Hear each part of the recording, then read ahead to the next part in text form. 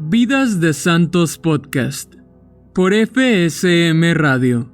Santa Gema Galgani. Amor total. Escrito por el padre Ángel Peña. Parte 10. Levitación. Con relación a la levitación, escribió el padre Germán. En el comedor de la casa había un gran crucifijo al que profesaba Gema singular devoción. Cuando estaba sola, se colocaba de pie o arrodillada ante la devota imagen, fijando en ella sus ardientes miradas. Al sentir que se le encendía el corazón con los profundos pensamientos que aquella imagen le inspiraba, y, temiendo quedar en éxtasis, imprimió un beso al pie de la cruz y salía presurosa. A veces, sin embargo, le ocurría que, atraída por su devoción, no lo hacía con la suficiente celeridad. Antes bien, vencida del deseo de besar el costado de Jesús, y mientras discurría en el modo de conseguirlo, le sobrevenía el rapto, elevándose del suelo para abrazarse con el Señor crucificado. No puedo asegurar las veces que esto sucedió por no haberme atrevido a preguntárselo a ella misma. Un día de septiembre de 1901, según me lo refirió ella misma por obediencia, mientras preparaba la mesa, no hacía sino dar vueltas como una mariposa alrededor del crucifijo. Cuanto más lo miraba, más se le oprimía el corazón con sus palpitaciones. Hubiera deseado lanzarse hacia él para abrazarlo y hasta intentó varias veces hacerlo. Al fin, exhaló un grito, diciendo: «Jesús, ayúdame, que tengo sed de tu sangre». Cosa admirable, como sucedió a San Francisco de Asís y con mi santo Padre Pablo de la Cruz. La imagen se transforma en la divina persona que representa, desclava su brazo derecho y con tierna mirada invita a su esposa a llegarse hasta él. Gema se abalanza y lo consigue. Jesús la abraza y le aplica a la boca la llaga de su costado, estrechando Gema a Jesús entre sus brazos. Bebe y se sacia en aquella divina fuente, mientras permanece extendida y de pie, cual si descansara sobre peana de nubes. Conocimiento sobrenatural. Es el conocimiento de muchas cosas o acontecimientos que supera la capacidad humana y que no pueden saberse por medios humanos. Este don lo tenía Gema desde muy joven, incluso, el poder conocer el corazón de las personas, si eran buenas o malas. Muchas cosas se las revelaba el Señor directamente, otras las sentía claramente en su interior. Le dijo al padre Germán: «Cuando alguien se acerca a mí, conozco, por los movimientos del corazón, el interior de las personas». Gema, al ver por primera vez a una persona, por cierta impresión interna, advertía por lo regular si era alma querida a Dios o solamente de las vulgares. Pero más particularmente conocía las que estaban en pecado mortal. Entonces se notaba que sufría porque le producían gran disgusto. El padre Germán le pidió a Gema que rezase para poder discernir sobre una persona que él dirigía, que al principio le había parecido que tenía manifestaciones de Dios, pero después estaba en dudas. Gema le escribió, diciendo: «Padre, aquella alma, si supiera, en esa alma no quiere Jesús que ni piense. Cuánto me disgustaron esas palabras cuando me las dijo Jesús. Pero aún más, sentí el saber por boca del cohermano Gabriel, que esta alma está llena de mala voluntad». Sor Julia Sestini declaró en el proceso que estaban en el colegio ensayando una comedia. De pronto, llega la superiora y les comunica que recen por un pecador que se hallaba en esos momentos en agonía y rehusaba recibir los santos sacramentos. Sor Julia suspendió el ensayo y les mandó a todas que se arrodillaran para hacer una oración. Terminada la plegaria, Gema se acercó a la superiora y le dijo al oído: «La gracia ha sido obtenida». Esa misma tarde se dio la noticia de que el pecador se había convertido y había muerto, confortado con los auxilios de la religión. El padre Germán informa en el proceso: «Gema le dijo a doña Cecilia: «Tía, ruegue, por un pobre sacerdote que oculta en la confesión un pecado grave, y no obstante, celebra la Santa Misa. Sé también que le habló a Monseñor Volpi, el cual, cuando aquel sacerdote volvió a confesarse, al terminar su acusación, le preguntó si tenía algo más de qué acusarse, y lo negó. Monseñor Volpi le dijo: «Sin embargo, un alma santa me ha dicho que usted siempre oculta por vergüenza un pecado grave». Entonces el sacerdote rompió en un desconsolado llanto e hizo una confesión completa. Yendo un día a la santa, en unión de doña Cecilia, por la calle se encontraron casualmente con la muchacha de servicio de una señora que le había encomendado a su hermano. La muchacha les declaró que el hermano estaba ya muy enfermo, a punto de expirar. No habían dado ni 20 pasos cuando Gema exclamó: «Está a salvo, está a salvo». «¿Pero quién?», contestó la señora Cecilia. «El hermano de aquella señora». Y así se pudo comprobar al poco tiempo. El padre Germán relata sobre uno de los éxtasis de Gema. «Confieso no haber asistido jamás en mi vida a un espectáculo tan conmovedor». Comenzó diciendo: «Jesús, ya que has venido, vuelvo a suplicarte por mi pecador. Sálvalo». Y lo nombró. Era el tal pecador un forastero a quien ella había conocido en Luca y a quien había amonestado repetidas veces de palabra y por escrito para que pusiese su conciencia en orden. El Señor, a fin de mostrar a su sierva los poderosísimos motivos que tenía para resistir, le manifestó una por una y con sus menores detalles las culpas de aquel pecador. La pobre joven quedó asustada, pero volvió a luchar. Dijo: «Lo sé, Jesús, muchas son sus faltas, pero más he cometido yo, y me perdonaste. Te voy a presentar otra intercesora por mi pecador. Es tu misma mamá, quien ruega por él. ¿Dirás ahora no a tu mamá? A ella no le puedes decir no». El piadosísimo Jesús firmó la gracia, y Gema, con alegría indescriptible, exclamó: «Está salvado, Jesús. Venciste. Triunfa, triunfa siempre». Y salió del éxtasis.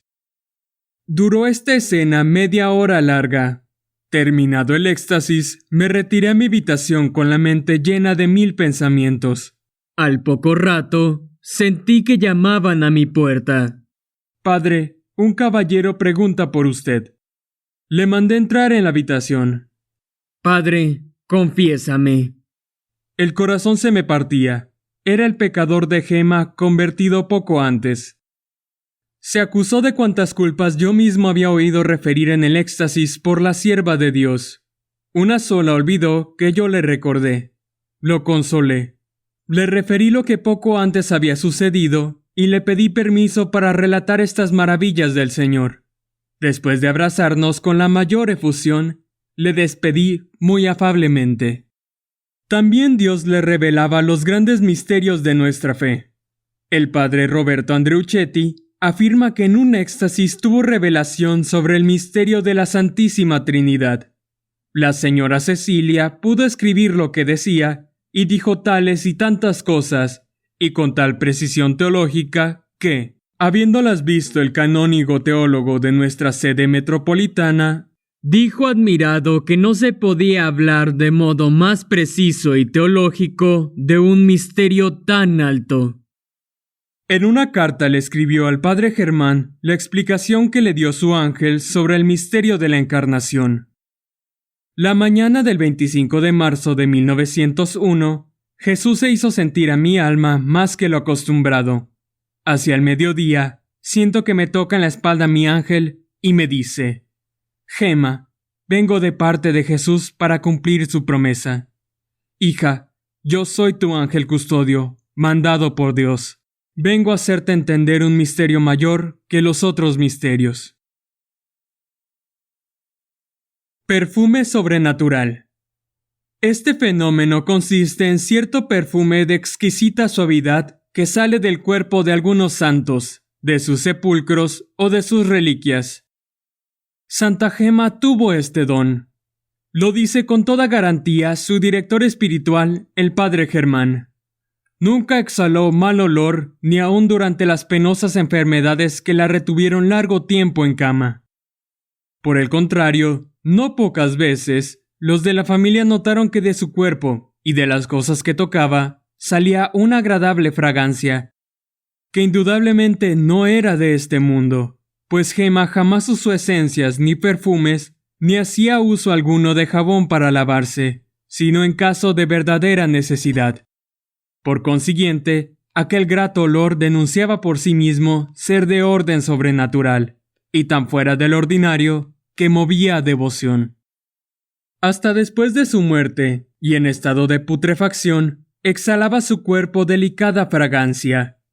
En 1908, dice el padre Germán, hallándome presente al traslado de los restos de la sierva de Dios a otro sepulcro más digno, al abrirse la caja, y por más que aquel cuerpo se encontraba en estado de putrefacción, sentí que exhalaba un gratísimo olor como de bálsamo.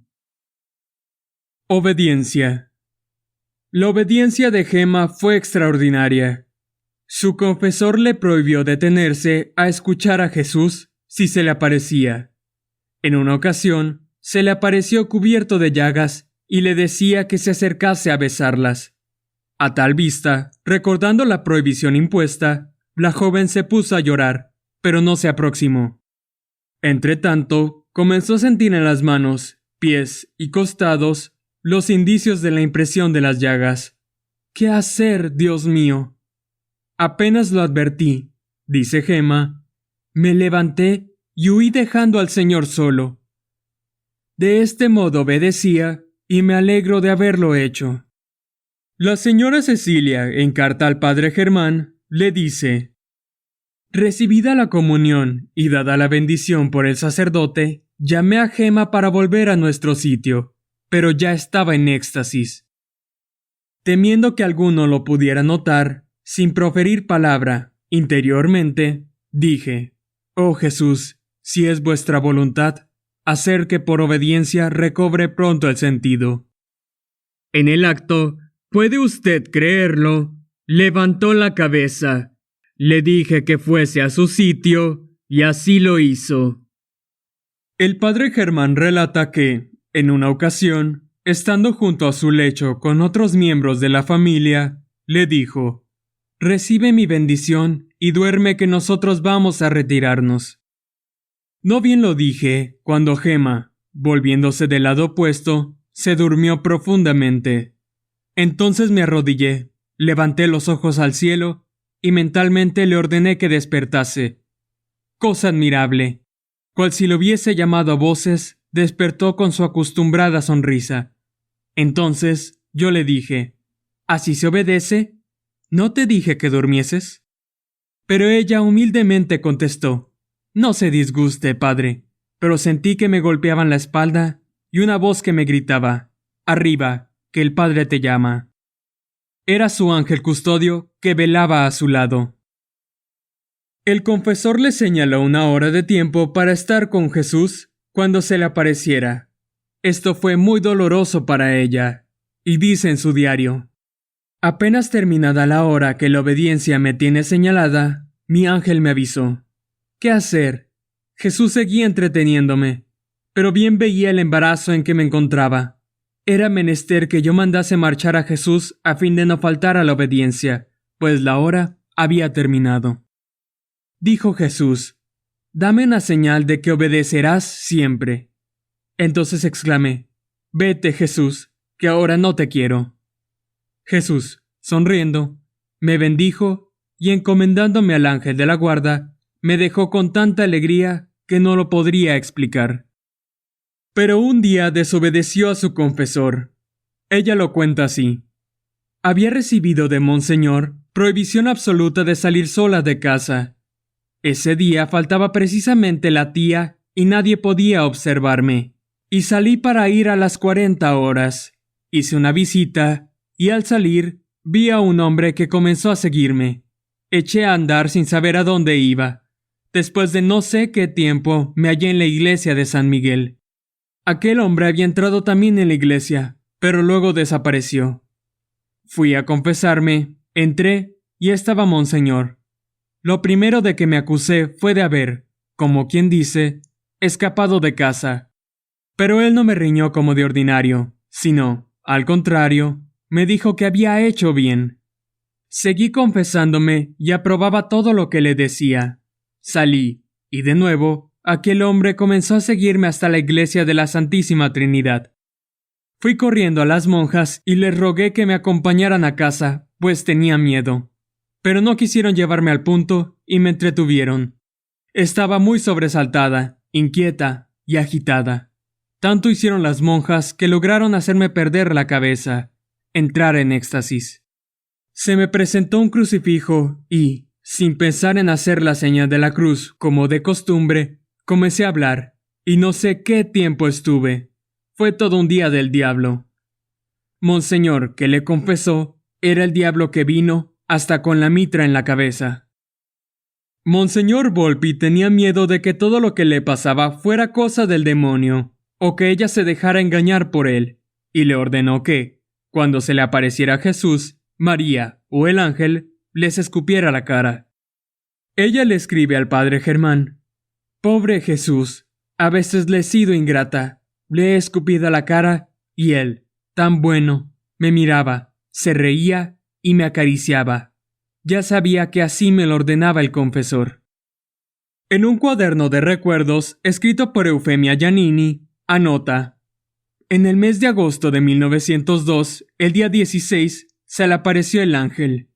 La quería curar, pero ella no quiso que la tocase, y le decía: mi padre espiritual no quiere». El ángel le respondió: «Pero yo soy un ángel». Y ella le decía: «Sí, pero tienes la cara de un hombre». Entonces ella le escupió, y donde cayó la saliva, nació una bella rosa blanca, en cuyas hojas estaba escrito: «Del amor, todo se recibe». Después el ángel se puso de rodillas, juntó las manos y oró. Recitó todas las oraciones que el sacerdote dice en la misa, desde el santo hasta la elevación, tal como ella, Gemma, me lo contó después del éxtasis.